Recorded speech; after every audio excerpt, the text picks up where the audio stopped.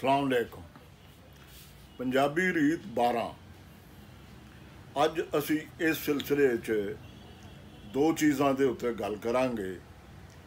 पहली है रत जागा, और रत जागे दे विच किस्से जिहड़े पढ़े जाते सन पंजाबी दे, असी उन्हां दी उचेची गल दसनी चाहते हैं इत्थे।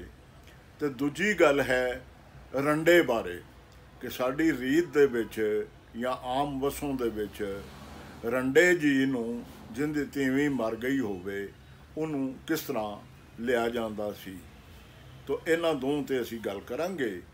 ते सजना नूं दरखास्त है ओह कि वो चैनल नूं सबसक्राइब करन और दोस्तां नूं इहदा लिंक भेजन।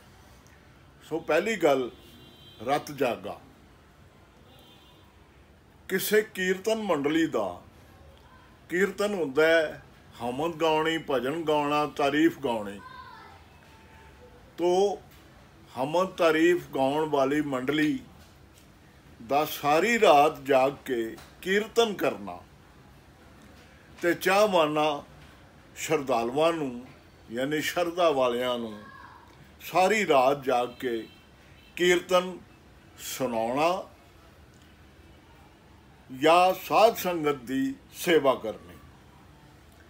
देवी दे उपासकां विच, देवी दे भगतां दे विच रत जागे दा रिवाज आम है।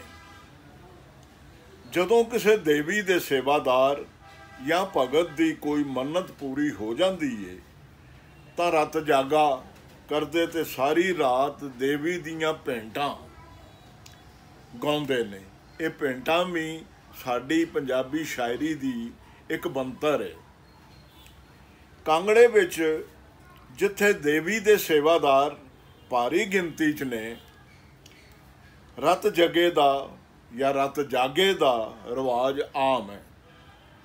लाटां वाली देवी दियां भेंटां गाउण तो बिना, भेंटां हैन नज़रां, जिहड़ा किसी नूं भेंट करीदा है, किसी की नज़र करीदा है, चढ़ावा चाढ़ीदा है।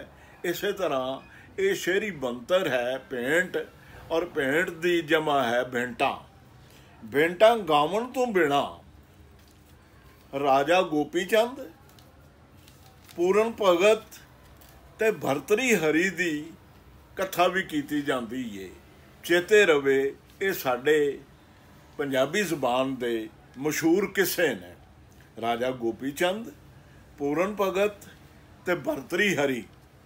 तो यह किस्से जड़े ने इन्हां दी कथा सुनाई जाती है। ये किस्से जड़े ने गवे जाते ने और सुनाए जाते ने, और इन्हां सदका ही असी ये रत जागे की गल पै करने हैं, जिसका बड़ा दर्जा मन्निया जाता है और जिसकी बड़ी वड्डों में यानी इन्हां किस्सियां दे बोलन दी और इन्हां दे पढ़ के सुनावन दी। सनातनी यानी पुराने हिंदुआं दा मत है कि दिवाली वाली रात नूं रत जागे दा बड़ा कदर है। क्यों जो उस रात देवी सब लोगों के घरां च घुमदी है। पता नहीं कदों किसी दे घर आ जावे, जे घर वाले अगों सुते पे होण तां देवी दी अनादरी हुंदी है, बेअदबी हुंदी है। इसलिए सनातन